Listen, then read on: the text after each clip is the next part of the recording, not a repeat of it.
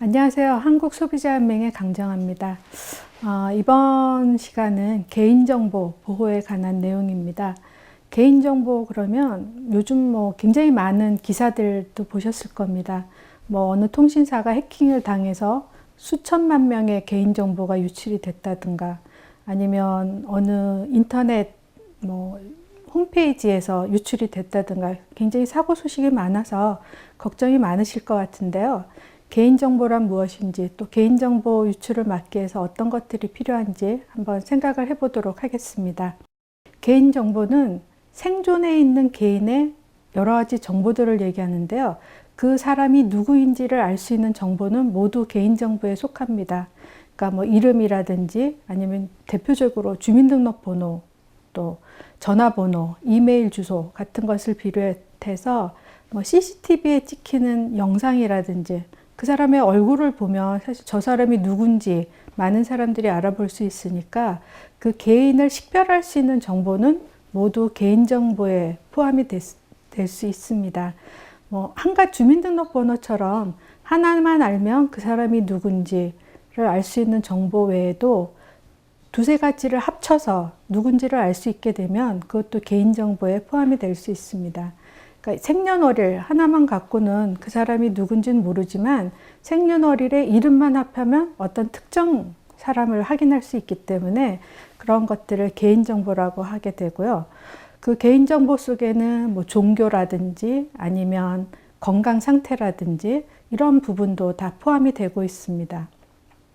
근데 개인정보가 그 어떤 본인의 확인이나 여러 가지 행정의 필요성이나 해서 굉장히 중요한 정보가 되고, 또 우리 사회의 경쟁력을 높이는 데도 굉장히 중요한 내용이 되는데, 문제는 그런 개인정보들이 유출돼서 뜻하지 않게 피해를 당하는 사례들이 있기 때문에 우리는 주의를 해야 될 필요가 있겠습니다. 개인정보 침해 사례는 굉장히 많습니다. 단순히 유출이 됐다고 해서 피해가 일어나는 건 아니겠지만, 그 유출된 개인정보를 사고 파는 경우들이 있어서, 예를 들어서 여러분들이 뜻하지 않게 전화해서 문자 메시지 받으실 겁니다. 대출에 대한 정보도 있고요. 아니면 휴대폰을 바꾸라는 것도 있고, 여러 가지 본인이 알지 못하는 사람으로부터 광고성의 문자나 메일을 받게 되는데, 그러한 경우 대부분의 경우에는 개인정보가 유출이 돼서 오는 경우들도 있고요. 또 심한 경우에는 개인정보가 유출돼서 자기의 전화번호로 어떤 대금 청구가 오거나 하는 경우들이 있습니다. 저희 사례들을 보면 온라인 게임을 하던 중에 게임상에서 만난 사람이 내가 아이템을 줄 테니까 너 전화번호 좀 알려줘. 그래서 전화번호로 알려줬다가 그 전화번호로 다른 게임 아이템의 대금이 청구되는 그런 사례들이 있습니다. 그것처럼 자기의 정보를 누군가가 도용을 해서 물건을 사는 데 쓰거나, 아니면 심한 경우에 이제 예금 계좌에서 돈을 빼가거나, 아니면 이름을 빌려서 보통 대포폰이라고 얘기하죠. 그런 휴대폰을 만들었다가 나중에 휴대폰 대금이 또 본인한테 청구되는 그런 사례들도 있기 때문에 굉장히 주의를 해야 됩니다. 문제는 요즘의 마케팅들이 사실은 개인정보를 활용하는 마케팅이 굉장히 많습니다. 어떤 회사에서 내가 내 상품에 대해서 광고를 하고 싶은데 수만 명한테 뿌리는 거 하고 그 상품을 살만한 몇 명한테 뿌리는 거를 비교하면 마케팅 비용에 굉장히 큰 차이가 날 겁니다. 그러니까 회사들은 가능한 한 내 상품을 좋아할 만한 사람을 골라서 우리 상품에 대한 홍보를 하고 싶어요. 그러니까 메일을 보낸다든가 문자를 보낸다든가 하고 싶은데, 그럴 경우에 개인정보를 활용하게 되면 이 사람이 어떤 특성을 가진 사람인지를 알고 그 사람에게 보내게 되면 굉장히 좋은 마케팅이 될 수가 있는 거죠. 그래서 이러한 것들을 활용하고자 하는 요구들이 많기 때문에 가능한 한 여러 분야에서 개인정보를 수집하려고 하는 동기가 있습니다. 그런 정보들을 생산해내기 위해서는 여러 가지 신용카드 사용 정보라든지, 아니면 의료 기록 정보라든지, 아니면 이동전화의 그 통화 정보라든지 이런 것들을 이제 모집하고자 하는 요구들이 사회에서 많이 있기 때문에 개인정보를 가능한 한 많이 수집하려고 합니다. 소비자 입장에서 이러한 개인정보를 제공하는 것이 무조건 좋은 일은 아니고요.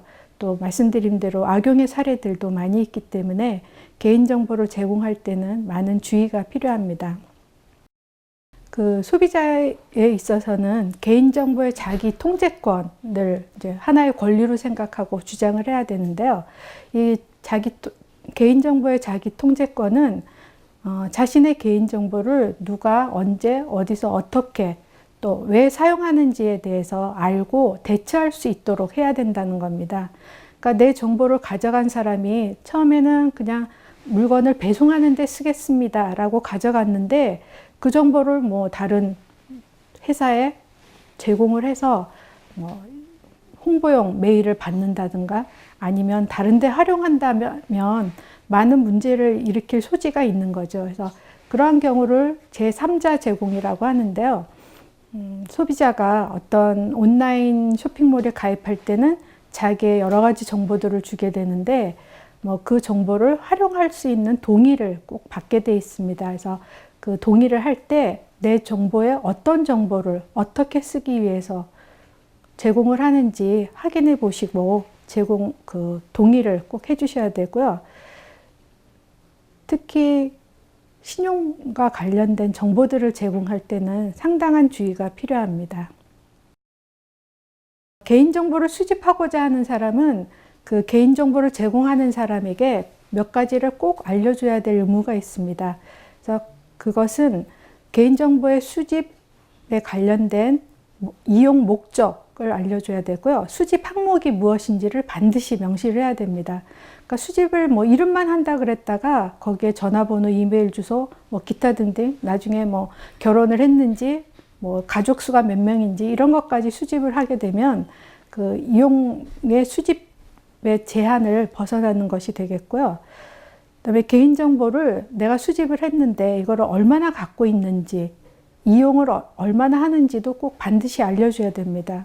그러니까 나는 그거를 한 번 이용하려고 제공을 했다고 하더라도 그 개인정보를 수집한 사업자가 뭐 5년, 10년 계속 활용하게 되면 그 수집 기간이나 이용 기간에 대한 것들을 굉장히 확장할 수 있는 거죠. 소비자들이 이러한 것들을 사전에 확인할 수 있도록 사업자는 반드시 고지를 해야 될 의무가 있습니다. 그리고 또 하나 중요한 것이 그 수집된 개인정보를 자기가 수집한 범위 내에서 쓰는지 아니면 또 다른 제3자에게 제공하는지 확인을 해야 되는데요. 요즘에는 그 제3자 제공에 대해서 많은 소비자들이 나는 내 정보를 뭐 다른 알지 못하는 사람에게까지 주고 싶지 않다라고 해서 거부를 하는 경우가 있습니다. 그래서 뭐 신용카드회사라든지 온라인 쇼핑몰에서 이전에는 제3자 제공을 동의하지 않으면 회원가입을 안 받은 경우가 있었는데요. 그 부분도 제3자 제공에 대해서 동의하지 않아도 가입을 거절하거나 이용을 거절하지 못하도록 법에서 정했습니다. 그러니까 소비자는 내 정보가 제한적으로 활용이 됐으면 좋겠다라고 생각하시면 제3자 정보 제공에 대해서 거부를 하셔도 되겠습니다. 또한 그 2012년 작년 8월부터 그 온라인에서의 주민등록번호 수집은 원칙적으로 금지되어 있습니다. 그러니까 뭐 이동전화를 가입할 때와 같이 그 본인 확인에 주민등록번호가 꼭 필요한 경우를 제외하고는 그 주민등록번호를 수집하는 것은 인터넷에서는 그 원칙적으로 금지되어 있으니까 가능한 한 주민등록번호는 제공하지 않는 것이 좋겠습니다. 보통 주민등록번호 하나로 그 어떤 개인의 정보를 뭐 한두 개 알 수 있는 게 아니고요. 뭐 거주지부터 시작해서 우리나라의 경우에는 주민등록번호 기반으로 그 개인의 여러 전반적 뭐 언제 태어나고 뭐 어디서 살았고 주소를 얼마나 옮겼고 뭐 학교는 어디에 나왔고 뭐 군대를 갔다 왔는지 아닌지 대부분의 정보를 알 수 있기 때문에 그 주민등록 정보는 굉장히 중요한 정보가 되겠습니다. 하지만 그 개인정보 제공에 대한 동의를 받지 않고도 수집이 가능한 경우가 있는데요. 이 경우는 법에서 정한 경우라고 보시면 되겠습니다. 그러니까 뭐 여러 가지 신용과 관련된 정보들 중에서 뭐 연체를 했다거나 아니면 요금을 미납했을 때 그 미납된 요금을 받기 위한 채권 추심에서 그 필요한 정보들이 있는데요. 그럴 경우에는 그 본인의 동의 없이도 갖고 있는 정보를 활용해서 채권 추심에 이용을 할 수가 있다든가, 아니면 계약을 하는데 꼭 필요한 경우라든가, 그래서 몇 가지 예외 조항이 있는데 이 경우도 대부분 법에서 정하는 그 범위 안에서만 동의 없이 수집이 가능하기 때문에 내 동의 없이 내 정보를 누군가 가져갔다라고 생각하시면 이의 제기를 꼭 해보시기 바랍니다. 그러니까 예를 들어서 동창회보에 명단이 쫙 실렸는데 누군가 그 동창회보를 집어가서 그 개인정보를 다른 데 활용했다라고 하면 본인의 동의 없이 개인정보를 활용한 사례가 되겠습니다. 그다음에 개인정보에 수집하는 사람이 자신의 서비스를 외부에 위탁하는 경우에는 개인정보 취급 위탁이라 그래서 위탁하는 곳에 곳이 어딘지를 명확하게 알려주도록 되어 있습니다. 온라인 쇼핑몰의 예를 들었으니까 해보면요. 온라인 쇼핑몰에 소비자가 이용을 해서 물건을 사게 되면 온라인 쇼핑몰은 그 정보를 결제하는 곳에 주고 또 물건을 배송하기 위해서 배송업체에 정보를 줘야 되겠죠.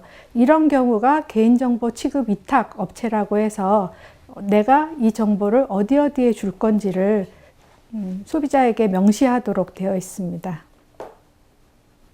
또 제3자 제공은 그러한 서비스와 관련 없이 마케팅을 위해서 보험회사에 제공한다든가 아니면 여행사에 제공한다든가 하는 경우에도 그 소비자의 동의를 받도록 하고 있는데요. 이 동의는 앞에서 위탁이나 개인정보 수집과 관련된 정보들과는 별개로 각각 받도록 되어 있으니까 제3자 제공에 대해서는 원치 않으면 동의를 하지 않으셔도 되겠습니다. 또 최근에 그 온라인상에서의 개인정보가 상당히 문제가 되고 있는데요. 소셜 네트워크 같은 SNS는 여러 가지 대화들이 공개가 기본 원칙입니다. 그래서 나는 내가 어떤 특정 친구와 댓글을 달면서 그 사람과만 이 내용을 공유하고 싶었는데 온 세상에 다 퍼지는 그런 사례들이 굉장히 많이 있습니다. 예를 들어서 연예인들 얘기도 많이 나오고 있죠. 연예인들끼리, 친구들끼리 한 얘기가 온 세상에 퍼져서 여러 사람이 알게 되는 경우들이 있는데요. 이러한 경우는 그 SNS의 특성상 공개가 사실 기본적인 원칙이기 때문에 그런 문제가 있을 수 있는데, 그 개인정보 공개 범위의 설정을 들어가 보면 친구들끼리만 공개한다든지 아니면 특정 분야끼리 공개한다는 걸 설정할 수 있도록 해놨으니까 그런 부분들을 충분히 활용해서 자기가 공개할 수 있는 범위를 설정을 해 주시는 게 좋을 것 같습니다. 또 하나 주의할 거는 이런 온라인에서 제공되는 정보는 세월이 가도 없어지지 않는다는 겁니다.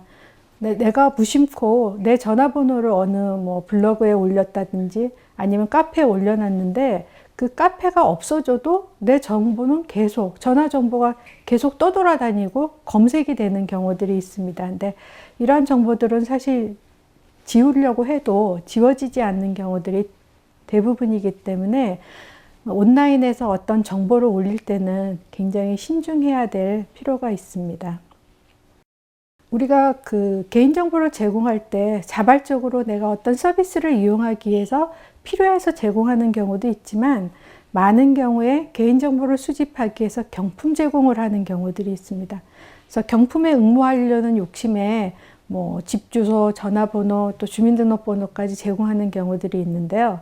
이런 경우에는 그 경품의 목적에 개인정보 수집과 관련된 내용이 있긴 하지만 소비자들이 쉽게 개인정보를 제공하는 동기가 되니까 경품, 추첨 이런 부분에 현혹되지 않도록 좀 잘 생각해 볼 필요가 있겠습니다. 그리고 개인정보를 제공할 때는 개인정보 취급 방침이, 그 회사의 취급 방침이 어떻게 되어 있는지, 또 개인정보를 관리하는 여러 가지 보안이라든가 이런 것들이 적절한 조치를 취하고 있는지 확인해 볼 필요가 있겠습니다. 개인정보 보호에서 꼭 알아두어야 될 내용 몇 가지 말씀드리도록 하겠습니다.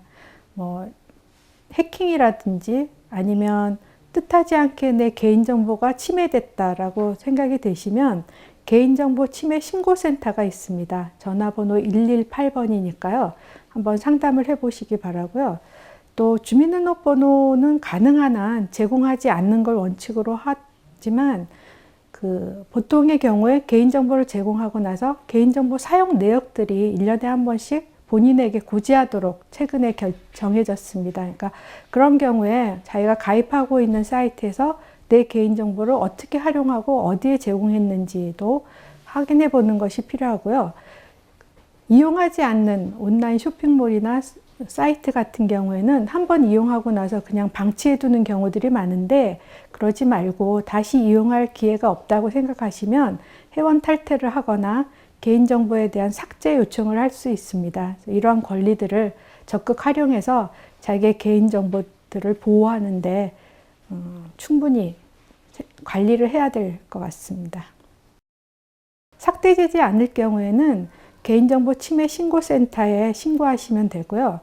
또 가능한 한 온라인 쇼핑몰에서 개인정보 탈퇴가 쉽게 할 수 있도록 많은 노력을 하고 있으므로 그런 채널들을 잘 활용해서 자기가 활용하지 않는 사이트에서의 개인정보는 적극적으로 회원 탈퇴를 통해서 삭제하도록 요청을 해야 됩니다.